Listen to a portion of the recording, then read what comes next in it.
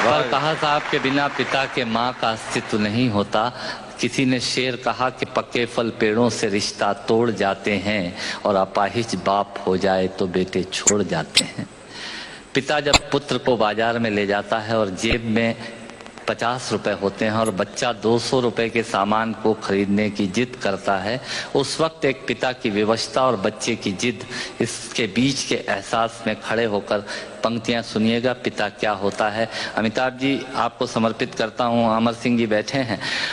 पिता जीवन है, संबल है, शक्ति है। पिता सृष्टि के निर्माण की अभिव्यक्ति है। पिता अंगुली पकड़े बच्चे का सहारा है। पिता कभी कुछ खट्टा कभी खारा है। पिता पालन है, पोषण है, परिवार का अनुशासन है। पिता धौंस से चलने वाला प्रेम का प्रशासन है। पिता रोटी है, कपड़ा है, मकान है। पिता छोटे से परिंदे का बड़ा आसमान है।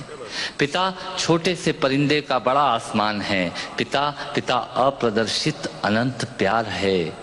पिता है तो बच्चों को इंतजार है। पिता से ही बच्चों के ढेर सारे सपने हैं। पिता है तो बाजार के सब खिलौने अपने हैं। पिता है तो बाजार के सब खिलौने अपने हैं। पिता से परिवार में प्रतिपल राग है। पिता से ही माँ की बिंदी और सुहाग है। पिता परमात्मा की जगत के प्रति आसक्ति है। पिता गृहस्थ आश्रम में उच्च स्थिति की भक्ति है। पिता अपनी इच्छाओं का हनन और परिवार की पूर्ति है। पिता रक्त में दिए हुए संस्कारों की मूर्ति है। पिता एक जीवन को जीवन का दान है। पिता दुनिया दिखाने का एहसान है।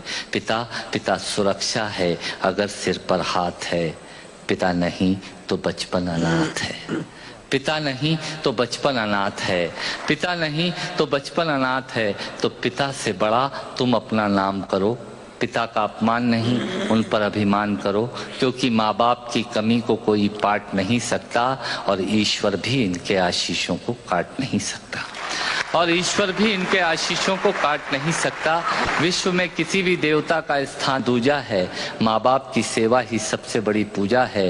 विश्व में किसी भी तीर्थ की यात्राएं व्यर्थ हैं यदि बेटे के होते माँ बाप असमर्थ हैं।